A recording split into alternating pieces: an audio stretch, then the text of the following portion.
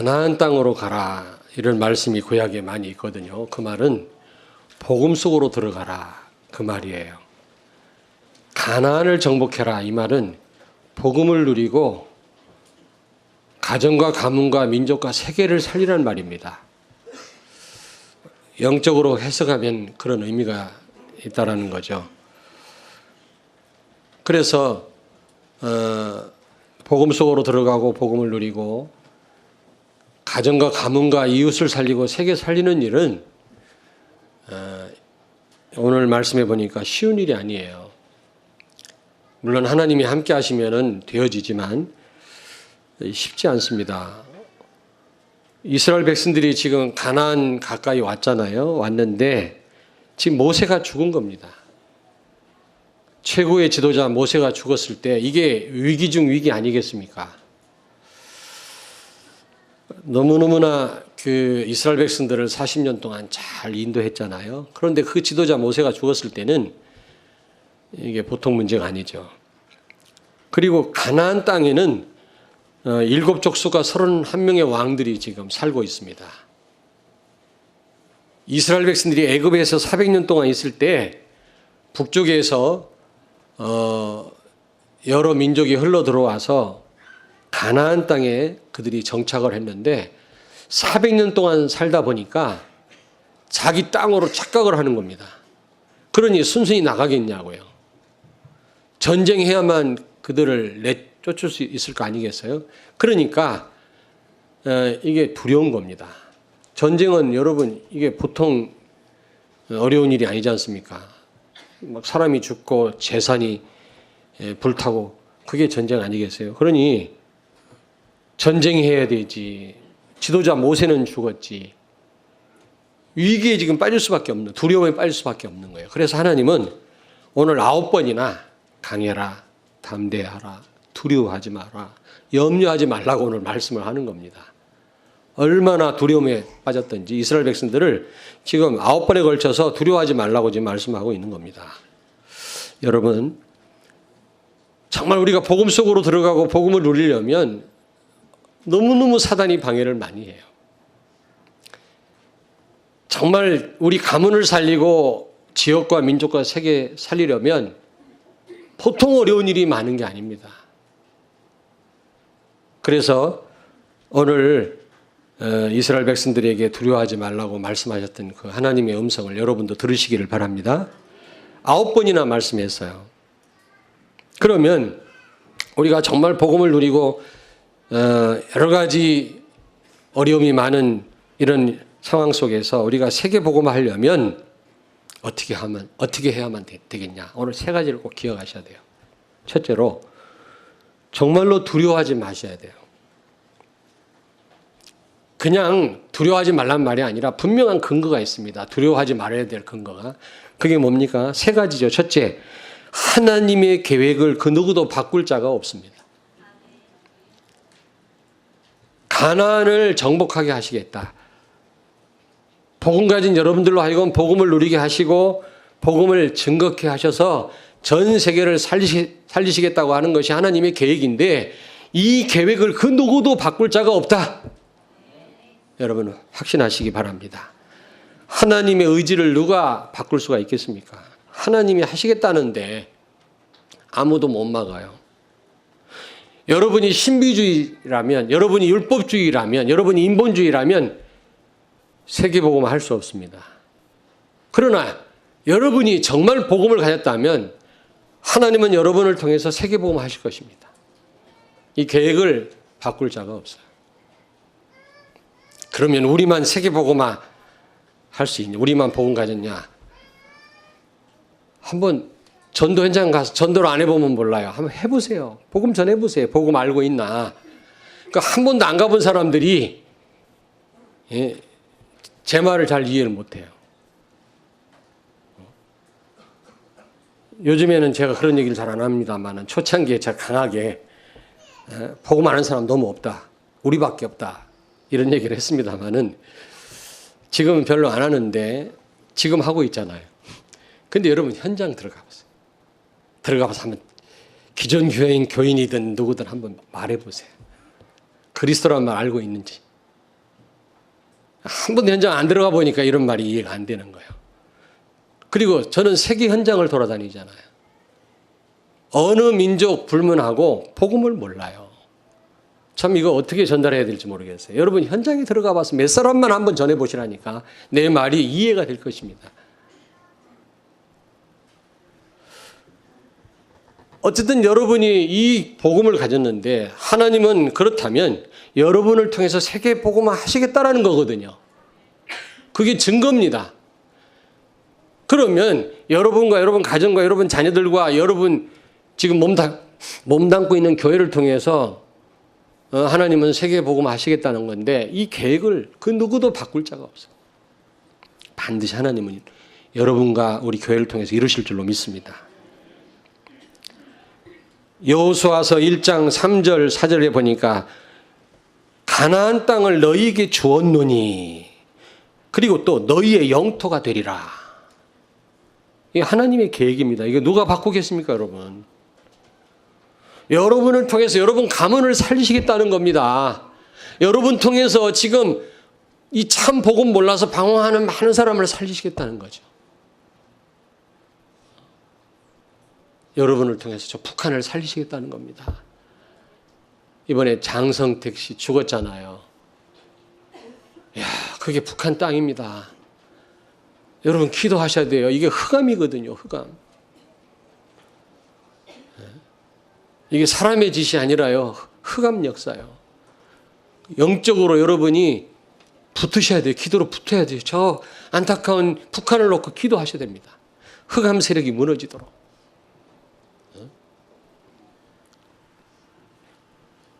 여러분 분명히 하나님 여러분 통해서 이 세상을 살리실 줄로 믿습니다. 여호수아서 1장 10절 11절에 보니까 뭐라고 말씀했습니까? 11절에 보니까 너희 하나님 여호와께서 너희에게 주사 차지하게 하시는 땅을 차지하기 위하여 들어갈 것임이니라 하라. 가나안 땅을 이스라엘 백성들로 하여금 차지하게끔 하시겠다라고 말씀합니다. 이건 하나님의 계획이 하나님의 의지예요. 이걸 누가 막을 수 있겠냐? 마태복음 28장 19절에 그러므로 너희는 가서 모든 족속으로 제자를 삼아 아버지와 아들과 성령의 이름으로 세례를 주고 내가 분부한 모든 것을 가르쳐 지키게 하라. 모든 민족 가운데 숨은 제자를 찾아 세우게 하시겠다는 겁니다. 여러분과 나를 통해서. 이게 하나님의 계획이에요. 반드시 이루어질 줄로 믿습니다. 여기에 대한 확신을 가지세요. 아브라함과 사라는 늙어가지고 우리가 무슨 애를 낳냐. 노인네가 아무리 밤에 노력을 해도 안 돼. 근데 애를 낳잖아요. 하나님이 그 닫힌 태를 열으셨잖아요. 우리 자신을 살피고 주변을 살피면 우리가 어떻게 세계복음을 할 수 있겠냐? 아닙니다. 하나님의 능력으로 되게끔 하실 줄로 믿습니다. 사도행 1장 8절 그러므로 너희는 가서 모든 족속으로 제자를 삼을 뿐만 아니라 성령 충만하면 땅까지 이르러 증인되게 하신다고 또 말씀합니다. 증인이 되라가 아니라 되리라 그랬어요. 하나님이 되게 하시겠다고 말씀했어요. 복음 가진 여러분 통해서 땅끝까지 이르러 증인되게 하실 줄로 믿습니다. 그러므로 두려워하지 말라는 거예요. 하나님의 계획을 바꿀 자가 없어요. 두 번째로 영적 싸움은 반드시 승리하기 때문에 두려워할 거 없다. 사실은 7족수가 31명의 왕들과 싸울 거지만 그게 바로 육신 싸움이 아니라 영적 싸움이거든요. 흑암과의 싸움이거든요. 그렇다면 반드시 승산이 있습니다. 왜냐? 요한일서 3장 8절에 보니까 하나님의 아들 예수가 나타나신 것은 마귀의 일을 멸하려 하심이니라. 사단의 권세를 박살냈어요. 예수님이. 그러므로 내 이름으로 귀신을 쫓아내라 예수님 말씀했거든요. 예수 이름으로 영적 싸움에 승리할 줄로 믿습니다. 이 땅을 흑암이 지금 잡고 있지만 두려워할 거 없어요. 우리가 육신 싸움 싸우지 않고 육신적으로 갈등만 안 한다면, 영적으로 우리가 붙기만 한다면 틀림없이 이길 줄로 믿습니다. 자꾸 육신 싸움에서 그래요. 육신적으로 갈등해서 이거 100% 사단 역사예요. 반드시 집니다, 여러분. 그거는 그러나 여러분이 영적으로 싸움을 싸운다면 반드시 이길 줄로 믿습니다. 여호수아서 1장 5절에 보니까 한번 보세요. 내 평생에 너를 능히 대적할 자가 없을 것이다. 여러분 이미 예수님이 흑암을 꺾으셨기 때문에 예수 이름으로 나가는 여러분 영적 싸움 싸울 때마다 승리할 줄로 믿습니다. 에베소 6장 12절에 우리의 싸움은 영적 싸움이라고 했어요. 육신 싸움이 아닙니다. 육신적으로 갈등하고 싸우지 마세요. 그거 아무 소용이 없어요. 유익이 없다니까요.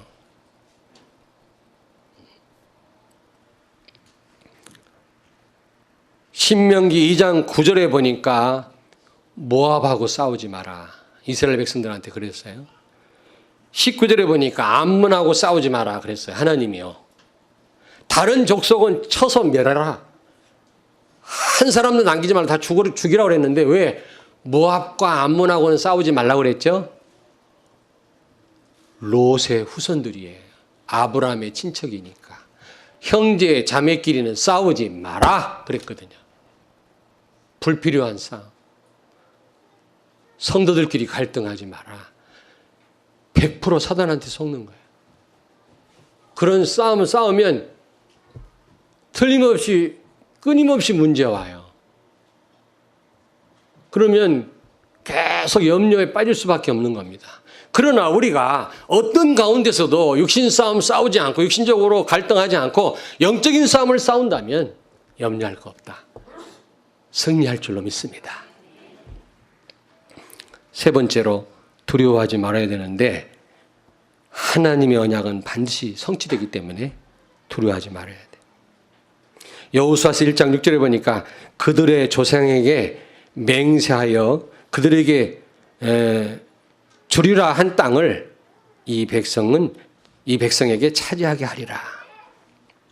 여러분 지금 모압 평지에 이렇게 모여 있는 이스라엘 백성들 그 조상들에게 이미 하나님이 가나안 땅을 주신다고 약속했어요.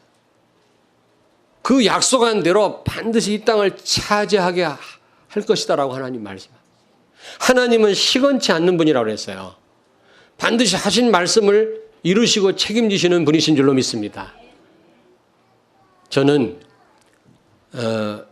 전도사로도 있었고 부목으로 있었지 않습니까? 근데 성도들이 약속하면 약속을 자꾸 안 지켜요. 특별히 시간 약속을 안 지키더라고. 담임 목사님도 40분, 50분 늦게 오세요. 한번 신방하려고 모이면 1시간, 보통 1시간씩 기다려요.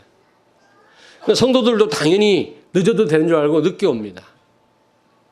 아니, 가까운 데 가는 건 괜찮은데, 그래도 참을만 한데, 멀리 갈 때, 시간이 없는데 막 1시간씩 늦게 가요. 저는 결심했어요. 나는 목회할 때 무슨 일이 있어도 난 시간을 어떤 약속이든 지키지만 시간 약속은 내가 지켜야 되겠다. 그래서 제가 시간 칼 아닙니까? 왜 끄떡끄떡 하는 분이 없네. 저 시간 칼이에요. 제가 마음이 약해갖고 조금 기다려주고 그래서 그렇지 원래 칼입니다. 저도 늦을 때 있어요. 그럴 땐 반드시 문자 날립니다. 늦을 수 있죠. 그건 내 마음대로 안 될 때 있지 않습니까? 그러나 반드시 시간 지킵니다. 예배도 반드시 시작 시간, 끝나는 건 저 장담 못해요. 근데 시작 시간은 지킵니다. 반드시. 아니 모자란 저도 이렇게 약속한 걸 지키려고 애를 쓰는데 하나님은 하물며 이 성경이 전부 이게 약속이거든요. 여러분과 맺은 언약이에요. 커버넌트거든요. 이 약속을 하나님은 반드시 지키십니다. 7,000가지 약속했는데 거의 다 이루어졌다고 그랬어요. 지금. 하나님의 언약은 반드시 이루어질 줄로 믿습니다. 마태복음 5장 18절에 하나님 말씀은 천지가 없어지기 전에 1.1획도 없어지지 않냐고 다 이루어진다 그랬어요. 우리도 약속한 거 지키는데요. 하물며 하나님이 그 약속을 안 지키시겠냐. 하나님과 우리 맺은 언약은 이 피로 맺은 언약이에요. 선악과를 따먹으면 반드시 죽으리라 그랬거든요. 피로 맺은 언약이에요. 피를 담보로 맺은 언약이에요. 그래서 여러분 피로 맺은 언약이기 때문에 하나님은 반드시 지키시고요. 우리가 이 말씀을 놓치면 잘못하면 굉장한 어려움이 온단 말이에요.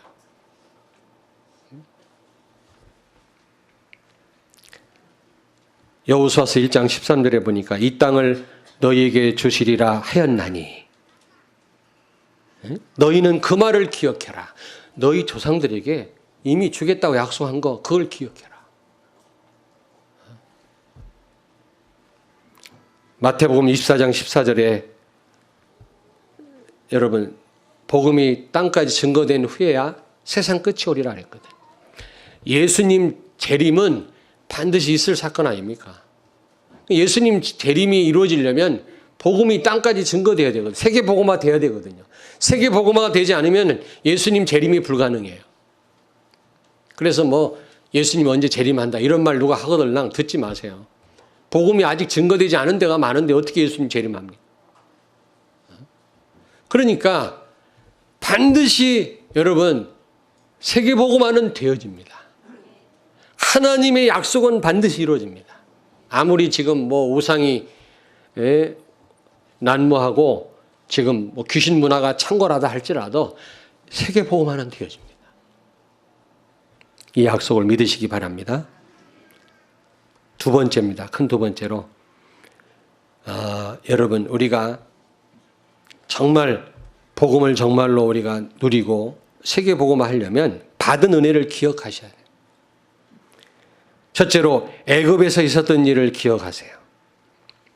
애굽에 있었던 일이 뭡니까? 출애굽기 3장 17절 여호수아서 1장 3절에 보니까 노예로 있을 때 하나님이 모세에게 약속한 게 있어요. 가나안 땅에 있는 모든 족속을 멸하고 그 땅을 정복하게 하겠다. 노예로 있을 때 모세에게 주신 언약이라니까. 하나님과 대적하는 자리에 있었던 우리들을 구원하여 주시고 세계 복음화의 대열에 서게 하시고 나와 우리 후손들을 통해서 세계 복음화 하시겠다고 우리에게 일찍이 언약한 그 언약 여러분 기억하시길 바랍니다. 자꾸 시간 지나면서 처음에 가졌던 사랑을 자꾸 잊어버리고 감격을 자꾸 여러분 우리가 사라지는 걸 보게 됩니다. 그리고 두 번째 광야에 있었던 일을 기억해라. 광야에서 어떤 일이 있었죠? 쌀한톨 나지 않는 그곳에서 만나를 먹이시고 물을 먹이시고 물 안 먹어 만나는 그곳에서 구름기둥 불기둥으로 인도하시고 메추라기로 고기를 먹게 하신 그 하나님. 완전 하나님이 책임지신다. 지난날 우리가 우리 힘으로 살아온 것 같지만 모든 게 하나님의 은혜인 줄로 믿습니다. 한번 기억하라 그 말이에요. 은혜로 여기까지 살아오게 하신 하나님이 우리 남은 인생도 은혜 가운데 살게 하시지 않겠어요? 은혜에 맡기시길 바랍니다. 그리고 세 번째로 모세에게 있었던 일을 기억해라. 여호수아 1장 5절에 보니까 모세와 하나님이 늘 함께 하셨다 그랬어요. 한 번도 모세를 멀리 하신 적이 없다. 지금까지 하나님 우리와 늘 함께 하신 줄로 믿습니다. 내가 그 사실을 못 누리고 몰라서 그렇지 하나님은 늘 우리와 함께 하셨어요. 앞으로도 함께 하실 줄로 믿습니다. 고린도전서 10장 1절 2절에 보니까 홍해에서 있었던 일을 기억해라. 네 가지를 기억해야 되는데 홍해에서 있었던 일. 신분이 바뀐 거 아닙니까? 노예의 신분이 하나님 백성으로 바뀐 사건이 홍해 사건 아닙니까? 물에 빠져 애굽의 노예는 다 죽고 저쪽 건너편에 새로 꾸역꾸역 나오는 사람들은 하나님 백성이에요. 세례라고 얘기했고 세례란 말은 신분이 바뀌었고 옛사람이 죽었단 말이거든요. 홍해 사건은 무슨 말이냐면 주인이 바뀐 사건이에요. 주인이 바뀐 사건. 이제 내 인생 내가 주인이 아니요. 누가 주인이다? 예, 예수님이 주인이다. 하나님이 주인이시다. 제가 원하는 대답을 하셔야지. 똑같은 말이긴 하지만 예수님이 주인이시다. 구원받았다는 말은 신분이 바뀌었다는 말은 주인이 바뀌었단 말이에요. 이제 나는 십자가에서 죽었어요. 내 안에 사는 분은 그리스도예요. 지난주 호산나 찬양대에서 찬양한 그 찬양, 이제 저에게 18번이 됐어요. 제가 아직은 여러분 앞에 못 부르지만 언젠가는 멋있게 한번 불러드릴게요. 기대하세요. 너무 은혜를 받았어요. 지난주에 난 설교 안 하고 그냥 찬양만 듣고 그냥 끝났으면 좋겠더라. 너무너무 그 안에 다 있잖아요. 나는 죽었다는 사실을 기억해. 이제 그리스도와 함께 십자가에 못 박혀 죽었나니 이제 내가 내 안에 사는 분은 그리스도라고 바울이 고백하잖아요. 이제 우리는 내고집할 것도 없고 기분 나쁠 것도 없고요. 이제는 여러분 염려할 것도 없어요. 죽은 시체가 무슨 염려를 합니까? 이제는 내 안에 계신 예수님이 완벽하게 나를 인도하시고 책임지실 줄로 믿습니다. 그렇다면 염려할 거 없어요. 저도 인간인지라 오래 가지는 않습니다만은 염려거리가 오거든요. 근데 저는 금요기도회 때 찬양하면서 기도하다가 또 어떤 장로님도 그러시더라고. 찬양하다가 많이 힘을 얻는다. 저도 찬양하다가 기도하다가요. 너무 힘을 얻는 거예요. 그래. 나는 죽었는데 내 인생 대신 사는 분은 예수님인데 마치 내가 죄인인 것처럼 내가 왜 걱정을 하지? 너무 편안해지는 거죠. 오래 가지는 않습니다. 제가 염려를 해도 오래 가지는 않아요. 그러나 염려가 밀려오는데 어떡합니까? 그때마다 갈라디아서 2장 20절 생각해요. 굉장히 기분 나쁠 때마다 갈라디아서 2장 20절을 생각해요. 나는 죽었는데 죽은 시체가 뭐 기분 나쁠 것도 어디가 있냐? 무조건 예수님처럼 예만 할 뿐이지 무슨 토를 다냐? 여러분 한번 따라서 하세요. 미투 신앙이 되길 바랍니다. 미투. 납득이 되고 이해가 되고 그래서 아멘이 아니라 이해 안 돼도 무조건 미투. 우리 신앙의 선배들이 언약 잡고 미투 했던 거 나도 미투. 그게 승리의 비결이에요. 우리 머리 갖고는 이해도 안 돼요. 강단 말씀 다 이해 안 돼요. 우리 머리 갖고 이해하려면요 오해투성이에요. 미투. 한번 따라서 하십시다. 미투.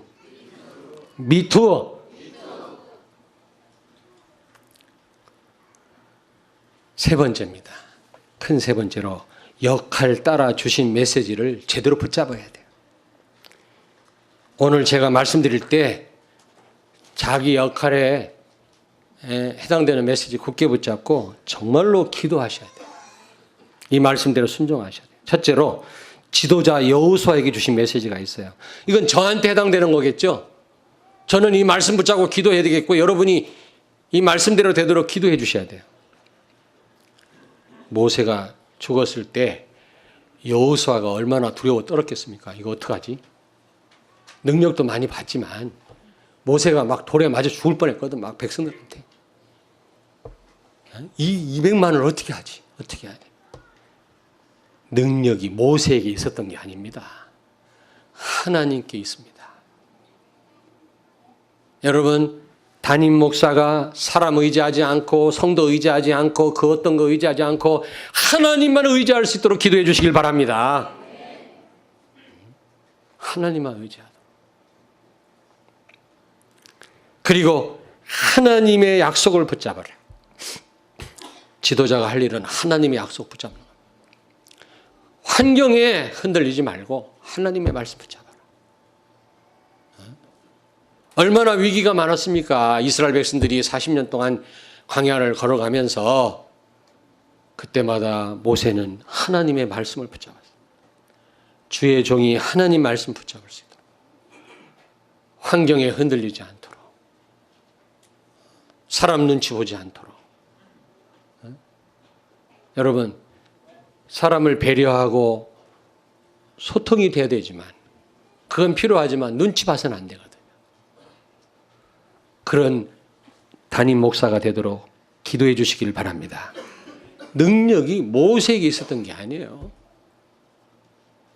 능력은 하나님께 있는 거예요.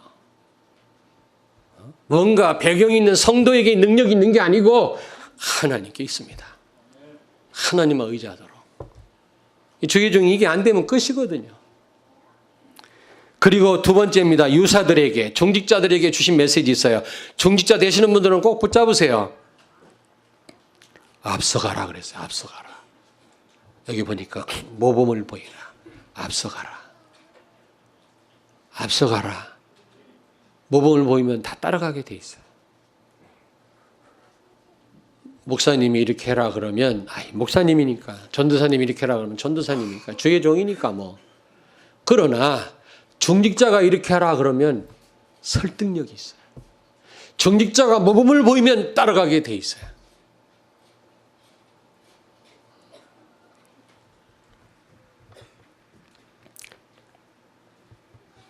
새로운 교회 목사님을 목욕탕에서 만났어. 나보다 1년 선배라고, 사당동 총신대학. 나보고 대단하대요. 많이 늙었더라고. 오늘 가까이 보니까. 내가 15년 전에 그 노예에서 나왔거든요. 보니까. 그래서 그분이 지금 굉장히 그 중요한 자리에 있어요. 합동 측에서. 그분 말이 중요하다니까. 교회도 크지만. 그래서 목사님 좀 잘 좀 봐줘요. 우리 복음 전하는 교단이니까 잘 좀 봐달라고. 그랬더니 광 목사님 훌륭하대. 어떻게 살아남았냐고. 그러면서 어떻게 하다 교회 건축 얘기가 나왔더니 우리도 못 질 뻔했는데 어떤 장로님이 22억인가 헌금을 했대요. 그 다음부터 교인들이 확 모여가지고 헌금을 했다는 거예요. 그래서 쉽게 됐대요. 지금 헌금 부담 드린 게 아니라 중직자는 솔선수범해야 돼요. 다른 성도보다 앞장서야 돼요. 전쟁터에서 돌격 앞으로 하는데 지휘관이 뒤에 서가지고 앞으로 가 그러면 가겠어요? 앞장서야지. 물론 저한테도 해당되는 얘기지만 앞서가라. 모범을 보이라. 유사들에게 주신 메시지에. 그리고 두 번째로 알려라 그랬어. 알려라라고 그랬어요. 여호수아 1장 12절에 보니까 뭐라고 그랬습니까? 진중에 두루 다니며 백성에게 명령하여 이르기를 가서 백성들에게 알려라. 여러분 중직자는 알려야 돼요. 교회 목표를 알려야 되고 지금 교회 시간표를 알려야 되고 강단 말씀을 알려야 되고요. 오해되어 있는 성도들에게 정말 제대로 하나님 말씀을 알려야 될 책임이 있다 이 말. 출애굽할 때 모세가 장로들을 불러가지고 문설주에 피 바르라고 다 알리라고 그랬거든요. 피를 안 바르면 장자가 다 죽는다고 그랬거든요. 성경 보니까 피를 안 발라가지고 장자가 죽었단 말이 없어요. 얼마나 장로님들이 돌아다니면서 백성들한테 피 발라. 피 안 바르면 죽어. 장자가 죽어나가. 목이 쉬도록 무슨 지금 같으면 카톡으로 날리면 되지. 카톡방으로. 이게 있습니까? 도대체 무슨 전화가 있습니까? 아마 그냥 물집 생기도록 다니면서 피 발라라. 피 바를 것 같지 않은 건성으로 듣는 백성에게는 제발 내 말을 들어라. 모세가 주신 메시지다. 하나님 주신 메시지다. 막 사정도 하고 어떤 사람 오해된 사람 모세에게 삐진 사람 있을 거 아니에요. 제발 이건 하나님 말씀이다. 그런 차원이 아니다. 모세에게 삐졌냐?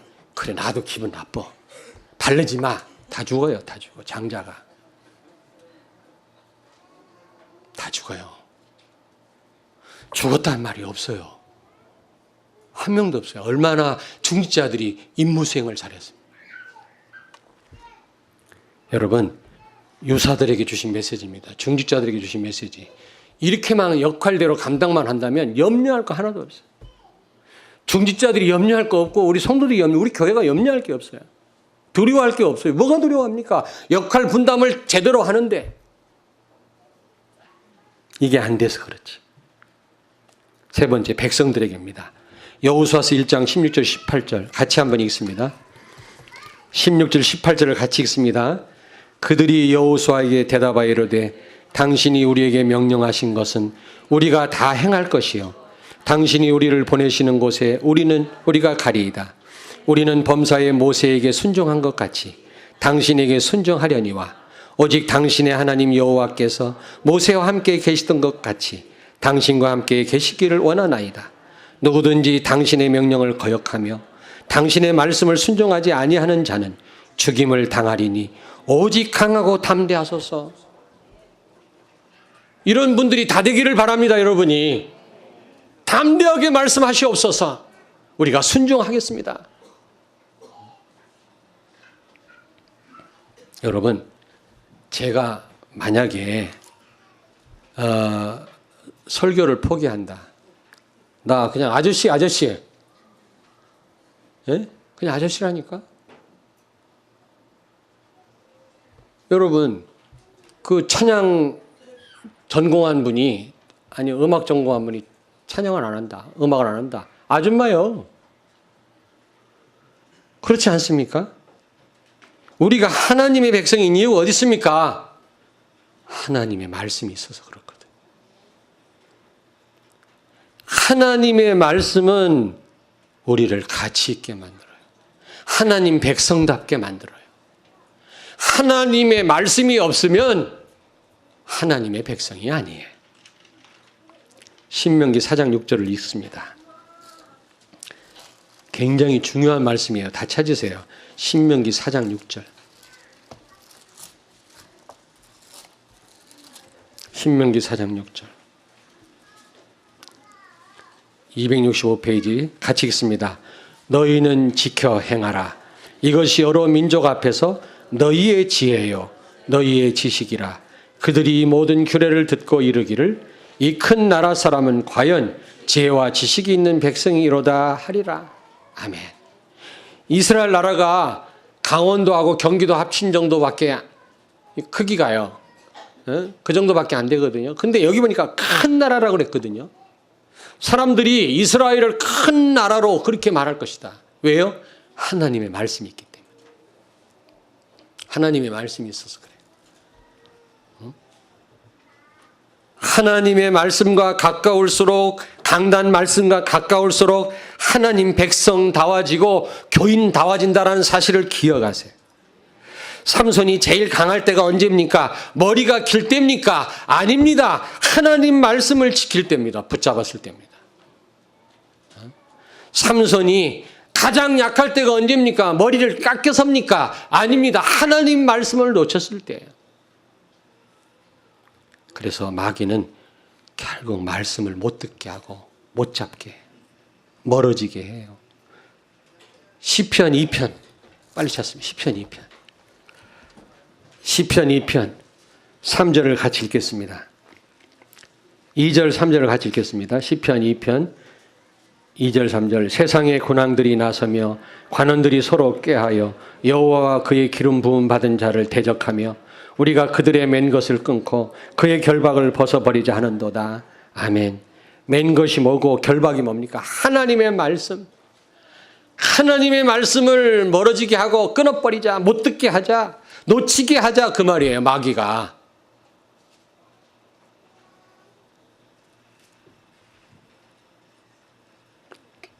여러분, 연 있지, 연. 연 날려보셨나요? 우리 여자분들 못 날려보셨죠? 날려보셨어요? 저는 연싸움도 많이 해봤거든요. 연줄에다가 이 유리를 갈아가지고 막 부셔가지고 사기 같은 걸 갈아서 풀하고 번복을 해서 실에다가 바르는 겁니다. 발라서 말려요. 그래갖고 연에 달아서 날립니다. 그럼 다른 연하고 부딪히잖아요. 이렇게. 그러면 막 부딪히면요. 끊어져요. 다른 연이. 왜냐하면 유리 조각이 붙었잖아. 막 당겨가지고 당기면 연이 팍 끊어진다. 그런 연싸움을 해봤는데 연을 날리다 보면 연줄이 굉장히 길어가 보여요. 연한테는 무겁게 보여요. 쭉 늘어져가지고. 저는 큰 연도 날려봤거든요. 어릴 때. 줄을 끊으면 연은 떨어집니다. 말씀의 줄을 놓치면 계속 문제 와요. 영적으로 메말라요. 자기만 몰라요. 자녀도 알고 주변에서 다 알아요. 여러분, 줄이 연을 높이 뜨게 하는 것처럼 하나님의 말씀이 나를 뜨게 해주고 나를 일으켜준다는 사실을 기억하시기 바랍니다. 시편 1편 2절에 오직 여호와의 율법을 즐거워하여 그의 율법을 주야로 묵상하는 자는 모든 일이 형통하리로다. 형통하다는 말은 모든 게 잘 된다는 말이 아니고 잘 돼도 괜찮고 안 돼도 괜찮고 아무것도 문제가 안 되는 거를 말해요. 자꾸 사람들은, 성도들은요, 예수 믿는 거하고 말씀 순종하는 거하고 따로따로 생각을 해요. 그렇지 않습니까? 교회 생활하는 거하고 말씀하고 따로. 아니에요, 여러분요. 말씀에는 순종 안 하고 논쟁하고, 말씀 갖고 분쟁하고, 이게 말이 됩니까? 순종을 해야지. 말씀 붙잡고 실족하고, 예수님 말씀하기를 나로 인하여 실족하지 않은 자가 복이 있다 그랬어요. 아니, 예수님을 통해서도 구원받고 축복 누리는 사람이 있는가 하면 실족하는 사람이 있었나 봐요. 예수님 때문에. 아니, 우리는 예수 만나갖고 우리는 대박 아닙니까? 횡재했지 않습니까? 근데 예수 만나가지고도 실족하는 사람이 있나 봐요. 그러니까 예수님이 실족하지 않은 자 복이 있다. 말씀에 순종 안 하고, 말씀으로 분쟁하고, 말씀으로 실족하고 이런 사람이 있다니까. 그리고 어떤 분은 자꾸 눈에 보이는 것만 말씀 놓치고요. 연줄은 끊어졌는데 자꾸 연을 날리려고 그래요. 뭔가 잘해보려고 하면 안 됩니다. 저는요, 저도 이런 얘기 하면 안 되는데 예전에 속았어요. 이 야바이꾼 있잖아요, 이게 컵 2개 가지고 이렇게 해가지고 뭔가 하나 이게 어디 들어갔나. 그래갖고 그때 5,000원인가 걸었다가 떼었어. 분명히 이쪽 들어간 것 같은데 이쪽에 있더라. 속임이란 말이 있잖아요. 여러분, 눈을 속입니다. 눈으로 보는 것과 쫓아갔던 큰일 나요. 속아요. 분명히 이쪽으로 들어간 것 같은데 이쪽에 가 있잖아요. 그래서 눈을 속이는 거예요. 그러므로 말씀 붙잡으셔야 돼요. 아예 안 속으려면 눈 감고 있는 게 나아. 이렇게 하고. 눈 뜨고 있으면 속아요.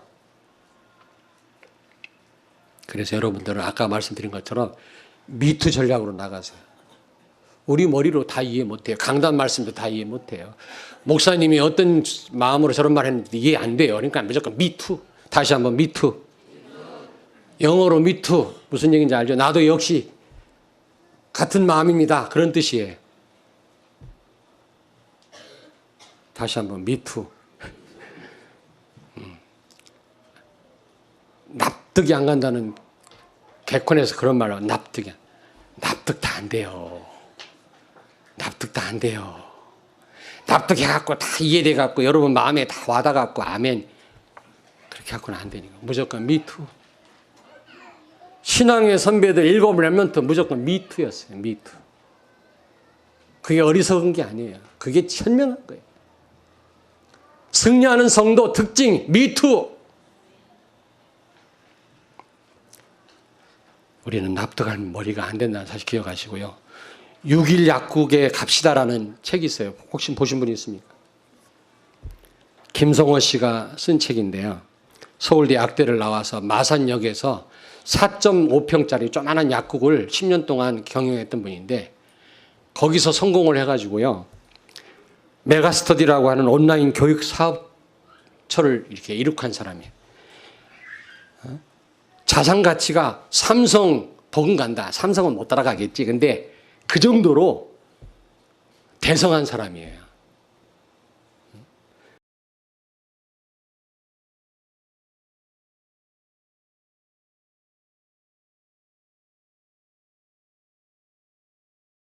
근데 이분은 그 책에서 경영 이론에 대해서 말씀할 때 뭐라고 얘기를 하냐면 내 모든 경영은 성경에서 나왔다. 그러면서 2가지를 강조해요. 주일 성수를 반드시 해라. 그래서 6일 약국이라. 약국 이름이. 6일은 손님을 위해서 충성하고 하루는 하나님을 위해서 충성해라. 자꾸 주일날 문 닫으니까 막 짜증내더라 하는 거예요. 사람들이. 그래갖고 이름을 6일 약국으로 졌대요. 그럼 사람들이 와서 물어본대. 왜 6일 약국이에요? 아, 6일 동안 장사하고 일 하루 쉬어요. 설명하기가 좋아가지고. 여러분, 이분은요, 주일 성수, 강단 말씀, 복음도 잘 모르는데, 그리고 철저하게 하나님 말씀대로 순종했다는 거예요. 메가스터디라고 여러분 아시지 않습니까? 어마어마한 사업을 이뤘다고요. 하나님의 백성의 특징이 뭡니까? 제자의 특징이 뭡니까? 예수님이 한마디로 말씀했어요. 전도도 해야 되고 열매도 있어야 되지만 그 전에 요한복음 8장 31절. 내 말이 너희 안에 있으면 너희가 내 제자가 되리라. 또 하나 심각한 말씀을 여러분이 붙잡아야 돼요. 요한복음 8장 37절에 내 말이 너희 안에 없으므로 너희가 나를 죽이려 하는도다. 강단 말씀을 소중히 붙잡는 성도는 교회를 중요하게 생각해요. 함부로 말하지 않아요. 그리고 강단 중심이에요. 결론에 말씀드리겠습니다. 여러분,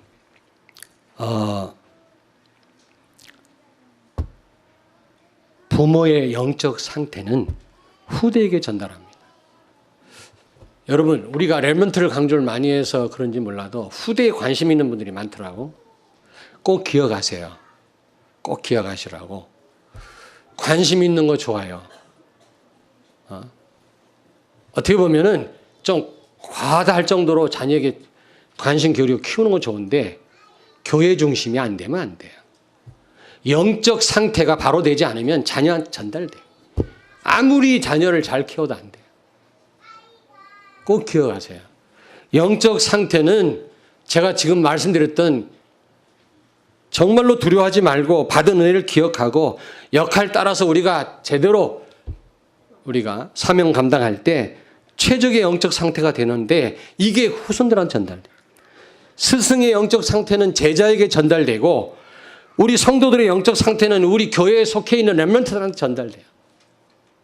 그래서 우리 자녀들을 위해서라도 제자를 위해서라도 우리가 최적의 영적 상태를 만들어야 되는데 그러려면 오늘 말씀을 굳게 붙잡아요. 아멘? 오늘 말씀 진짜 붙잡으세요, 여러분.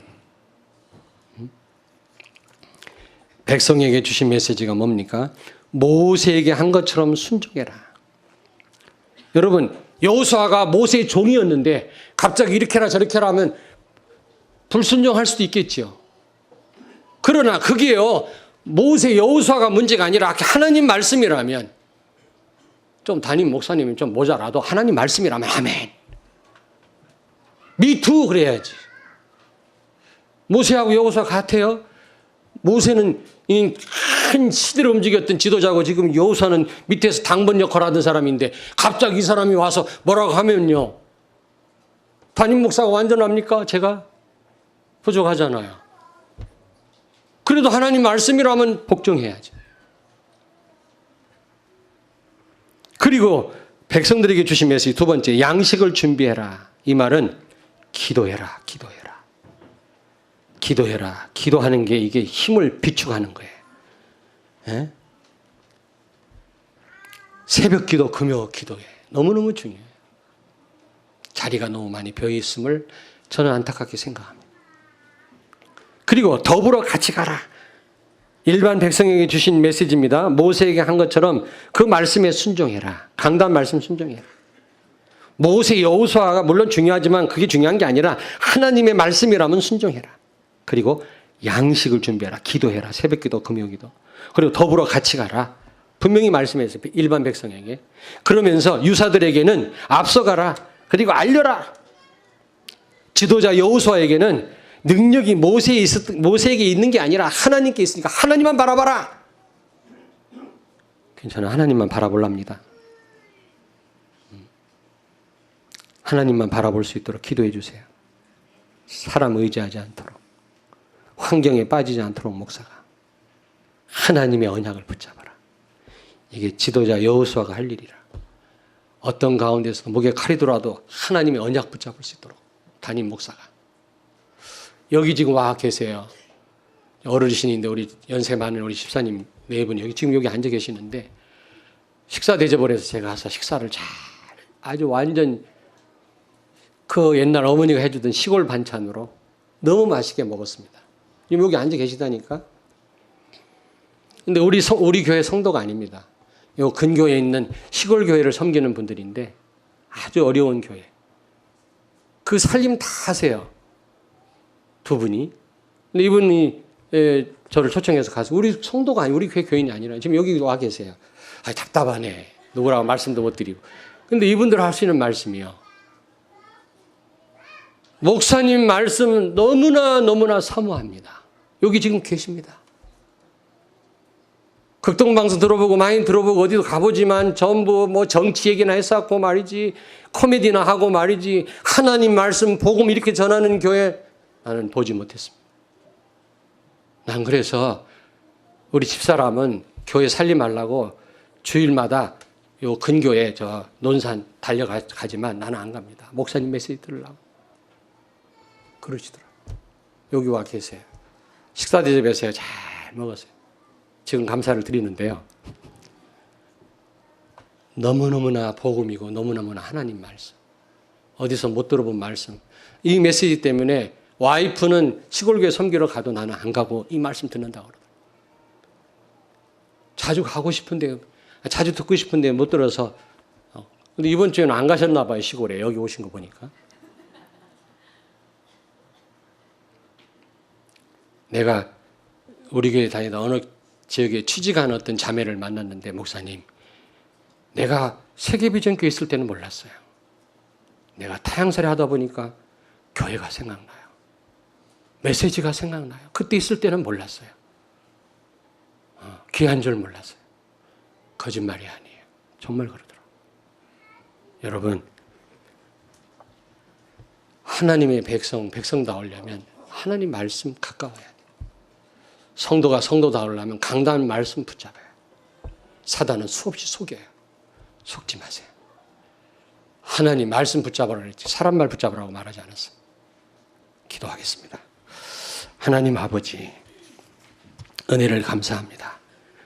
복음 속으로 들어가며 복음을 누리고 가정과 가문과 이웃과 세계와 민족을 살리는 데 있어서 많은 위기가 오고 어려움이 밀려오지만 그럴 때마다 오늘 말씀을 굳게 붙잡게 해 주옵소서. 염려하지 말게 하시고 정말 받은 바 은혜를 기억하게 하시고 우리 역할에 따라 주어진 메시지 충실하게 감당할 수 있도록 그 말씀 순종할 수 있게 해 주옵소서. 틀림없이 모든 염려거리는 떠나가게 하시고 참 평안과 승리를 주실 줄로 믿습니다. 최적의 영적 상태가 되게 하셔서 우리 후손들까지도 하나님께서 전달케 하실 줄로 믿습니다. 예수님 걸어가신 이름으로 기도하옵나이다. 아멘.